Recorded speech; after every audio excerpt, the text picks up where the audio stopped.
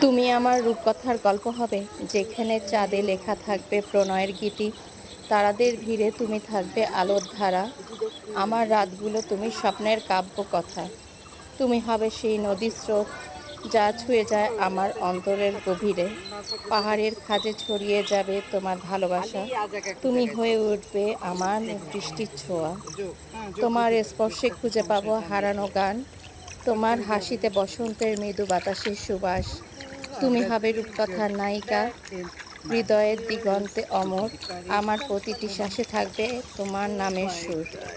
তুমি আছো আমার হৃদয়ের কবিতায়। না, আপনি বসেন। প্রতিটি শব্দে মিশে আছে তোমার ছায়া।